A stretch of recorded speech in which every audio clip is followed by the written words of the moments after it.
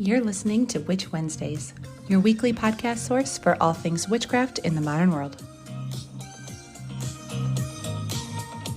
Welcome back to Witch Wednesdays. I'm Steph, and you are listening to episode 118, Magical Burnout and Slumps. This is something I have gotten quite a few questions about for various reasons, and I thought it was a good time to sort of tackle this subject because it's kind of how I've been feeling in the last couple of months, which is pretty normal for me this time of year. I don't feel as connected to witchcraft in the spring and summer as I do in the fall and winter. So things kind of ebb and flow for me, and that ebb part starts usually at the end of February and going into March. So in today's episode, I am going to chat a little bit about, what the difference is between slump versus burnout and some ways to sort of figure out why you're feeling that way. And then if you would like, some ways you can work on changing that. So first of all is slump versus burnout, which in my mind are two different things. And I think it's important to understand the distinction between the two because it might be easier then to figure out why you are feeling so disconnected from your witchcraft or your pagan practice. I think of burnout as when you are doing too much. And you can have burnout in a lot of different areas in your life. You can have burnout in work. That's why we're encouraged to take vacations. You can have burnout in parenting and your home life. It's just that you are doing too much in not taking enough time for yourself to refill your tank. But a slump I think of a little bit differently. I think of a slump as being very low energy, and it's not caused by doing too much and not taking enough time for yourself. It's really caused by other issues in your life, maybe emotional or mental health. I think the end result of both of them is the same though, and it's generally feeling disconnected from the universe, from nature, from deities and ancestors if you work with either of them. It could be struggling with meditation when you used to be able to focus a little better. It could be struggling with divination and not being able to get the answers that you're looking for. Maybe your intuition is feeling off. Just generally don't feel like doing anything. It can also present as forgetting to do stuff. So if you used to be very connected to the Sabbats and the various moon phases, it could just be completely forgetting that there is a new moon or a full moon, which is one of my first symptoms is always forgetting. I like to do things for the new moon and the full moon, usually the full moon. And I just completely forgot that the one was coming up, and I'm usually very on top of those things.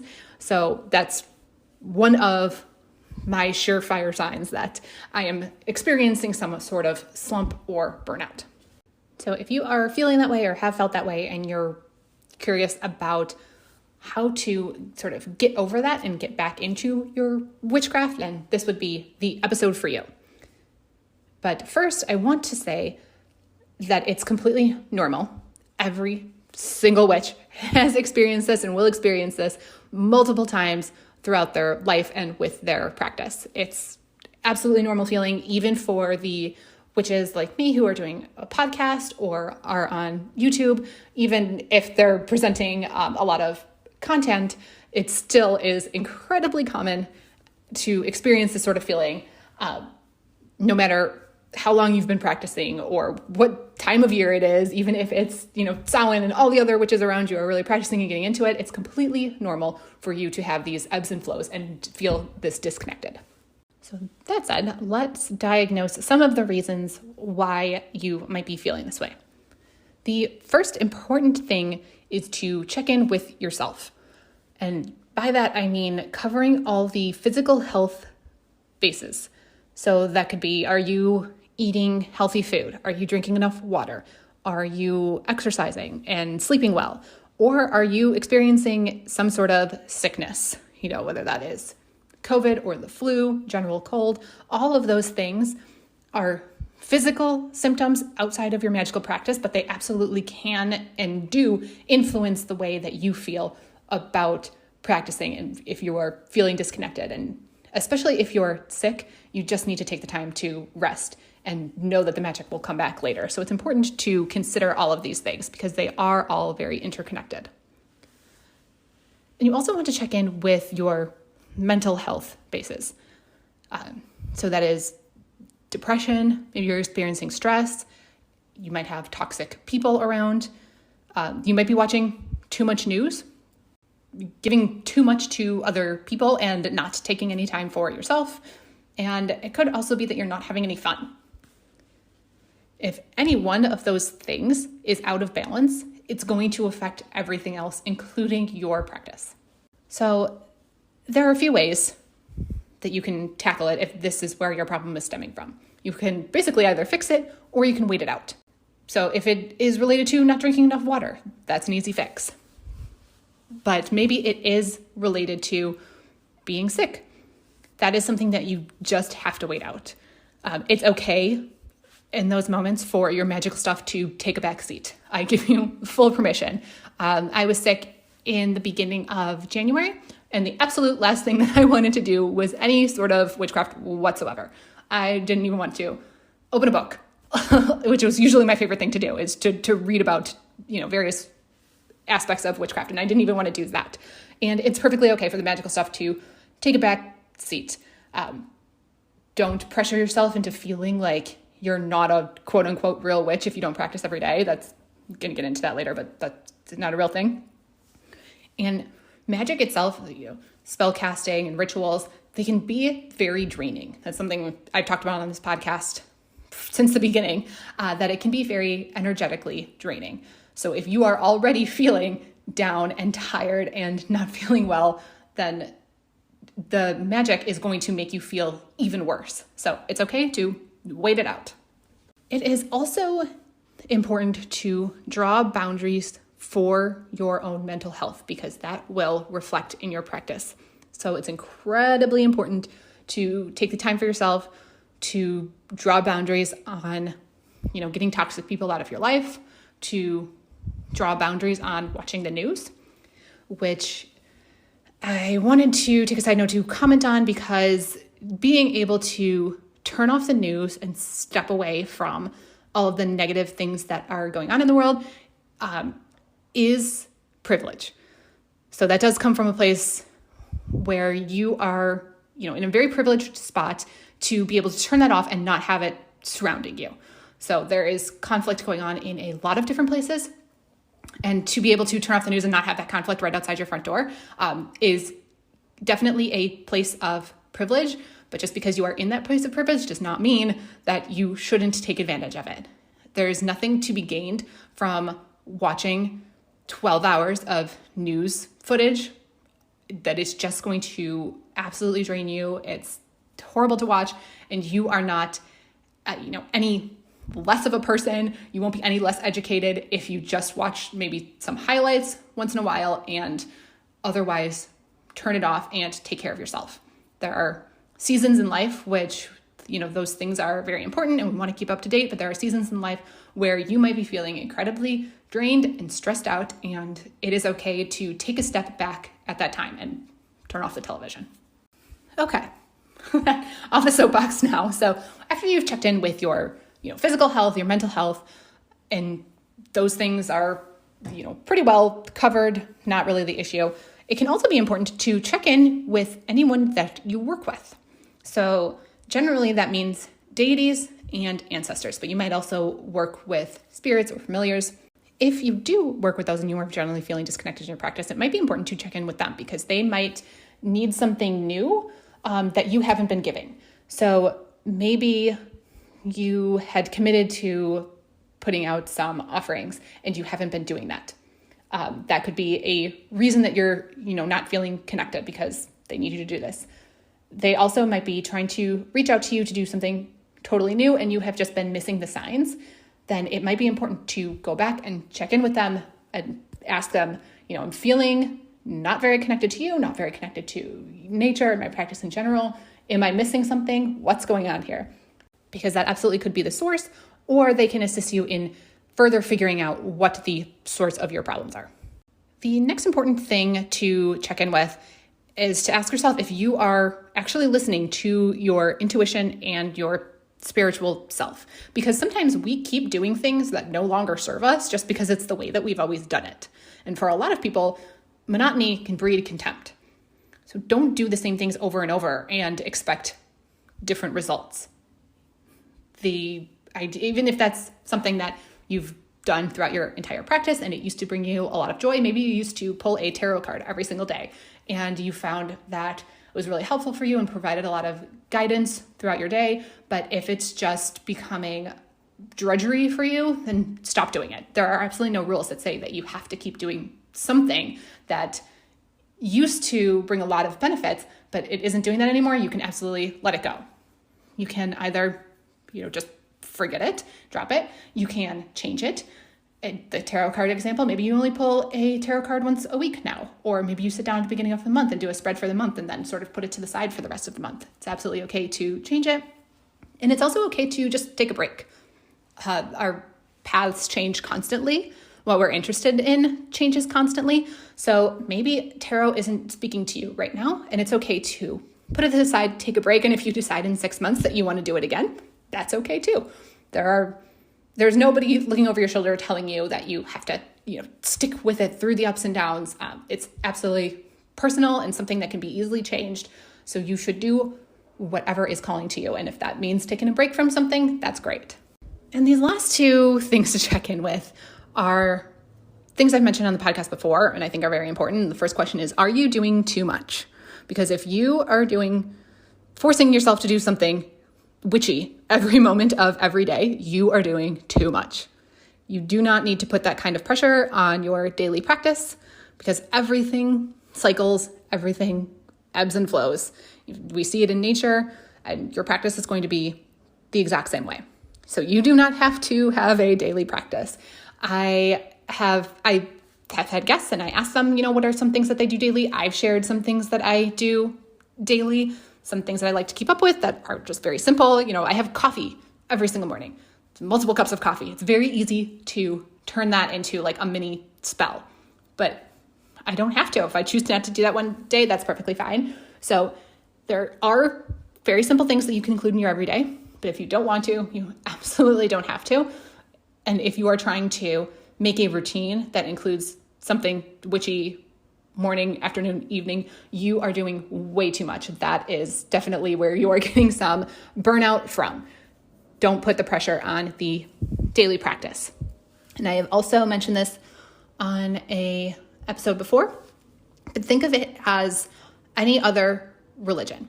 I use Catholicism as an example because I was raised Catholic, so that's what I'm most familiar with, but Catholics go to church on Sunday. My husband is Catholic, does not go to church every Sunday. He goes once in a while. He's, mostly the holidays. They call those something about Christmas and Easter. I'm not sure what the term is, but that's, when he goes to church. But he does go occasionally on Sundays. And he usually prays every night. Throughout the rest of his day, not a whole lot of religious things going on. Outside of the service on Sundays, not even every Sunday, not a lot of ritual going on. And that's perfectly fine. A lot of religions operate that way. So when you go to paganism and maybe working with a multitude of deities, you don't have to have big rituals and prayers every single day. Think of it as other religions. They're only doing it once a week. And some people aren't even going every week. And that's absolutely fine for other religions. So why wouldn't it be the same for you? You do not have to incorporate all of those things into every moment of every day. Which brings me to the last point, which is to ask yourself if you are expecting too much. Because perfectionism is very sneaky. And we pressure ourselves to have the perfect aesthetic or master our daily practice. And if we don't, then we're not a real witch. But things do not have to look a certain way to be effective. And this is a huge problem with social media. I am great at ignoring Instagram. Honestly, if you follow me on Instagram, you will see how many times I log in. It's not that many. But that sort of comparison aspect is very prevalent on social media, especially if you follow a lot of witches who earn their livings by creating content online. So Instagrammers or YouTubers or use those social media platforms to engage more business for their, tarot reading business. There are a lot of witches who use social media for those things, and they are presenting the absolute aesthetic highlight reel. And even they do not live up to that. They specifically are taking those pictures and posting them at opportune times for a reason. It has to do with their business. And outside of that, even they are not committing to this perfect aesthetic. Their altar isn't, perfectly organized and set up all the time. Things are constantly changing for them too. So don't think that you have to have it a certain way. You have to look like them. You have to have all of the things that they're doing. You have to practice exactly the same way as often as they do in order to be a quote unquote real witch. If you believe that you are a witch, you don't even have to undertake a spell to be a witch. If you do some reading and you like it and you consider yourself a witch, you are a witch. That's it. There's no rules. You just decide that you are. So there's absolutely no reason to fall into that perfectionism trap. So if you are feeling burnout, then take a step back and ask yourself, is it because you are trying to be perfect, or because you are trying to match something that you saw online or that you saw another practitioner do? Maybe you're in a coven and you're trying to match what the leader of your coven is doing. You don't have to do that. You have to do things your way and what makes you comfortable. And it does not need to be perfect or look a certain way. Okay, so now that we have covered all of the reasons that you might be experiencing that and all of the things to check in on, we want to talk about how to get excited again and get yourself back into it. Like I said, you absolutely don't have to. You do not have to think, oh, I'm experiencing burnout and a slump and I must fix it today, I must fix it tomorrow and do all of these things. You don't have to. Take a break, come back to it when you feel like it. But if you are at the point where you're missing it and feeling like you'd like to get back into it again, these are some ways to get excited about it again. First of which I always recommend is to do or learn something new. I love doing that. I love trying something new and reading new books. Like I said, the monotony of certain things can get a lot of people down. So if you using the tarot example again, if you pulled tarot cards every day and it's something that's just not speaking to you anymore, try another form of divination, something completely new that you have never tried before. I had that whole podcast episode to give you a whole list to check into of things that you could try. And that might spark your energy and creativity again, because that's just how our brains work, is that we are excited when it is something brand new. I do want to encourage you to put boundaries, though, on consuming that information, because we can only learn so much at one time. And I am guilty of this too, where if you follow me on Instagram, you've seen it. I will check out 5-10 books on witchcraft at one time out of the library. And I want to read them all and consume them all in 2 days, but my brain just cannot retain that level of information. It's information overload. So I do encourage you still, even if you are learning something new, to put boundaries on how much of that you are consuming and try to stick with just one thing. Another way to get excited again is to think back to your why, about why you do witchcraft at all. What got you started? What is your reasoning? So you may have gotten into witchcraft because it was the one way for you to connect with nature and you feel your best being outside. And witchcraft helped you to understand nature, to start communicating with the spirits out there, to start, a practice of herbalism and using the herbs and healing yourself in that way. And since there's so much fun stuff to study, all of a sudden you got way off track and started incorporating things into your daily practice that don't align with that. So maybe you started doing candle spells every day or divination every day and using a pendulum. That sort of got away from your original nature-based practice. So if you feel like maybe you strayed a little bit, get back into your why and go back to the basics of what got you interested in the first place. And along with that, going back to the basics, I would say if your burnout and your slump related to your practice comes from a place of frustration, then definitely go back to the basics. Because if things are frustrating you, if you're feeling like my spell's not working, it's not manifesting, then you need to go back to the basics, because maybe you didn't spend enough time on the learning phase. Don't miss out on the little steps. Just go back and start at the beginning, because that might help you break through some roadblocks. I think that happens to a lot of us, where we get really excited, we learned about something new, and we want to put it into practice right away, but just didn't spend enough time on the learning phase. Then that can absolutely affect how the spell is manifesting, or how a certain aspect of witchcraft is working for you. And if you are struggling with that and getting frustrated and it's making you want to quit, maybe go back and start at the beginning and see if there's anything you missed along the way. Another way to get back into your practice is to ignore your tunnel vision and check in instead with a different area of your life. A lot of us will do spell work that is the same and for the same area of your life over and over again.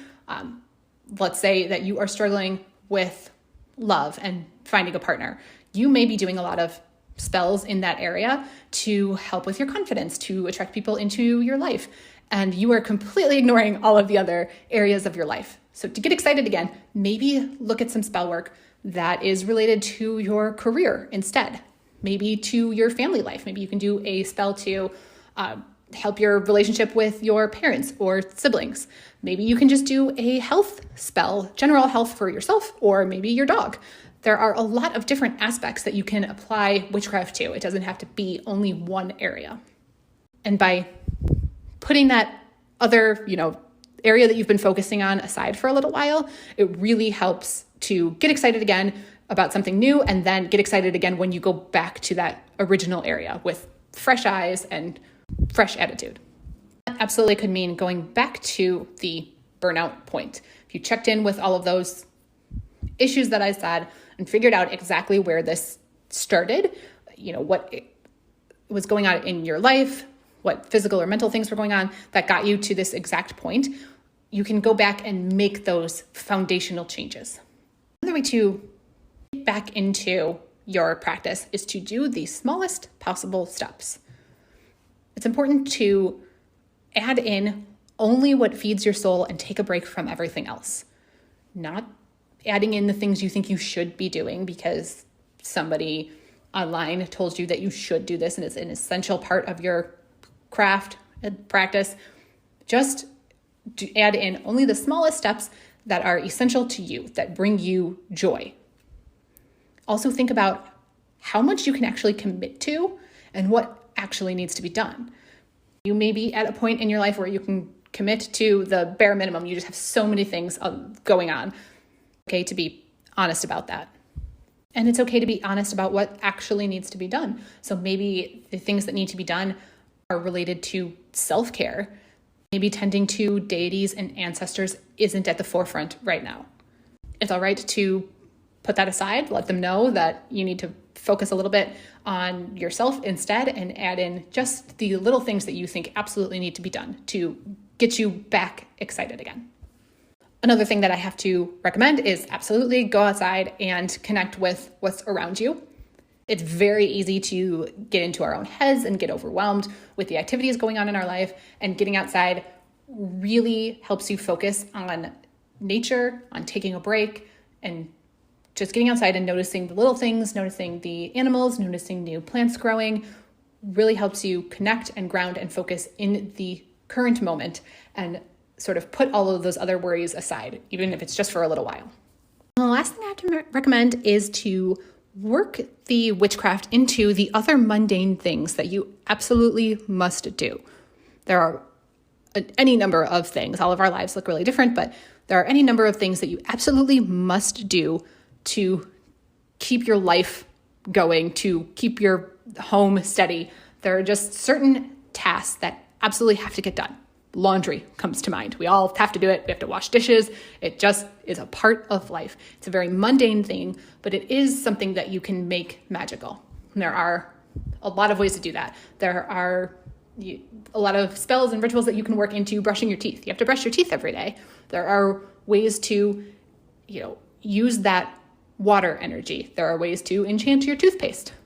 And start back slowly and add these magical things into the very mundane things. So my very mundane thing that I wanted to talk about, because originally that was going to be the entire focus of this episode, is magical spring cleaning. And I got sidetracked about that because I have just been feeling so burnt out that I didn't want to commit a whole episode to that. And I really wanted to talk about this topic while I was feeling how I'm feeling.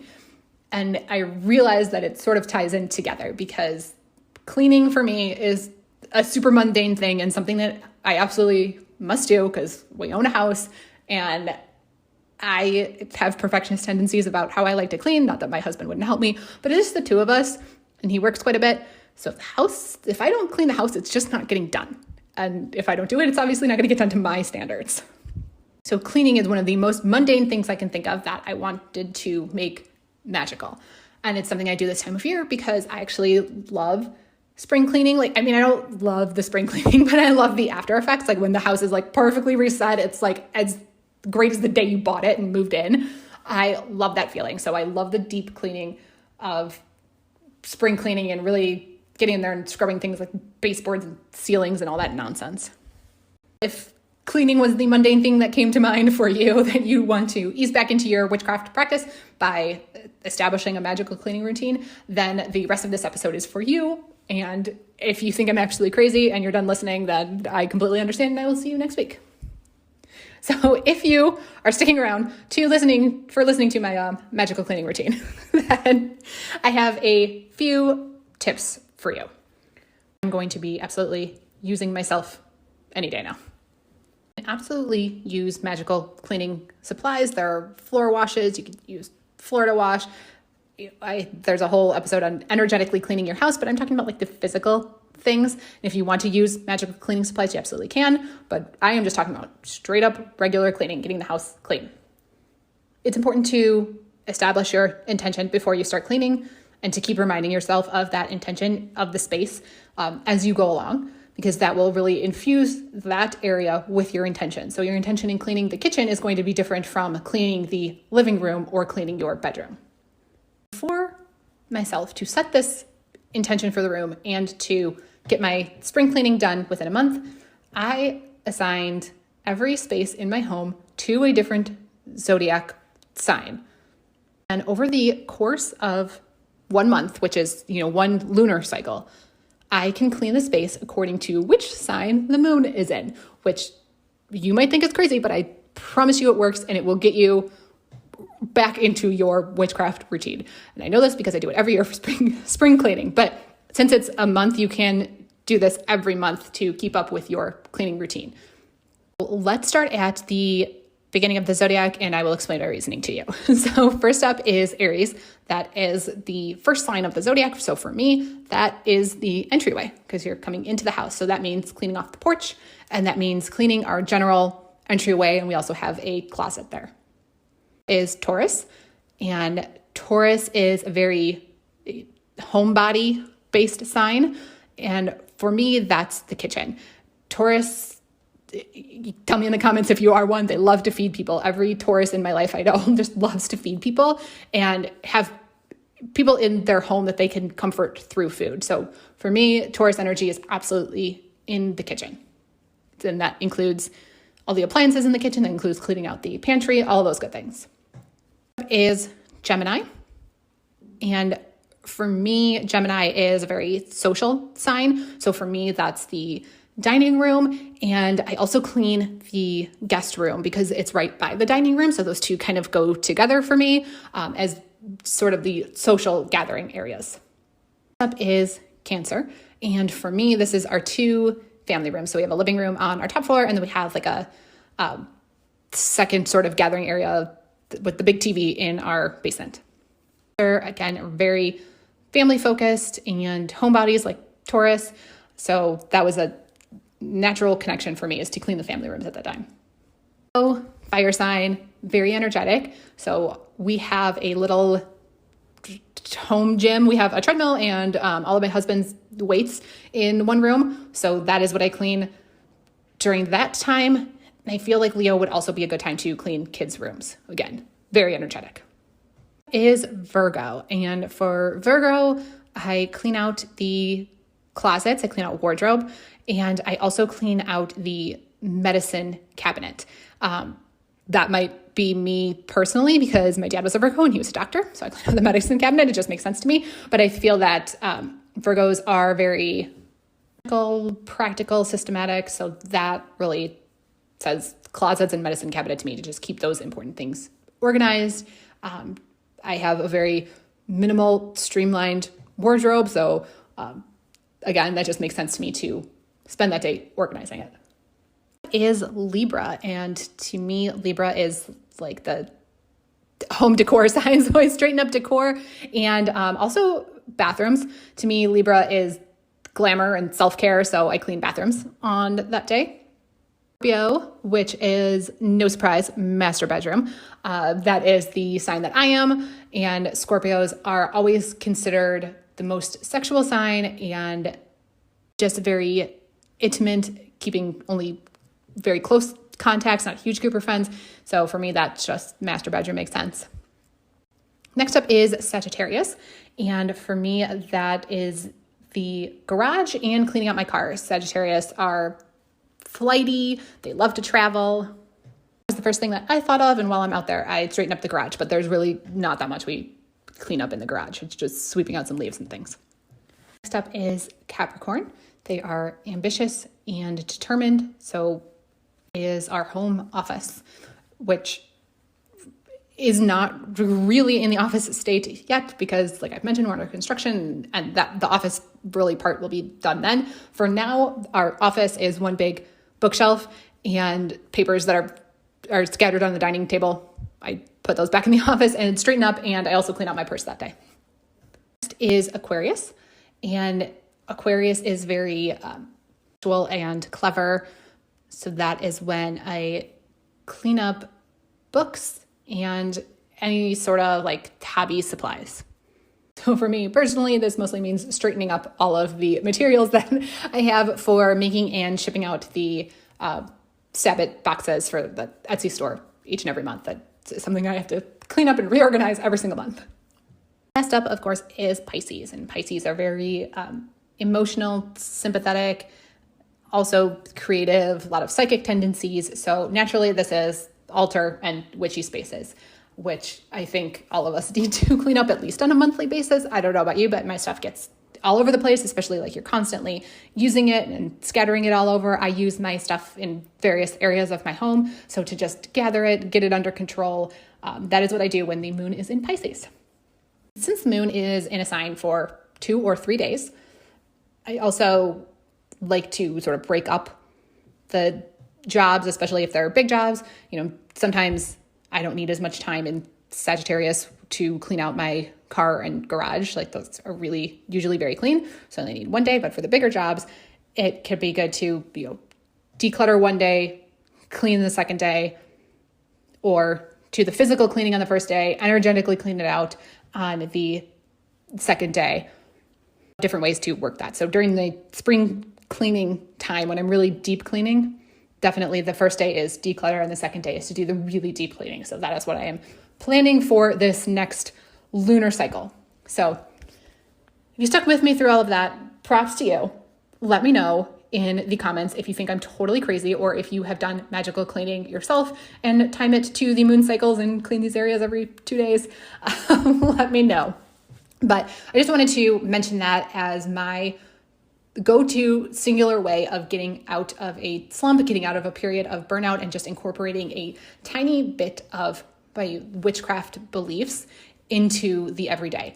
Cleaning can be very mundane. I'm not talking about doing the energetic cleaning. I physically need to clean my house, so I might as well match the days that I am cleaning to the energy of the astrological sign the moon is in. It just makes the most sense to me. And then I can set my intention, and the intention for that space matches the energy and intention of that astrological sign. So it's my one go-to way of getting out of a magical slump. So hopefully once I have gotten my house cleaned and stuck with this for a full month, then I will personally feel better and be a little more energetic and a little bit out of my burnout period. We will see, because usually I spend the entire summer in a burnout period, but we will see how it goes. So if you have any other tips and tricks that you would like to share to get out of a slump or burnout period, or some other questions to ask about how you even got into one in the first place, absolutely let me know. Reach out on Discord, Instagram. Those are all linked at witchwednesdays.com or at Wednesdays Podcast on Instagram. That is everything that I have for you this week. I will see you next week.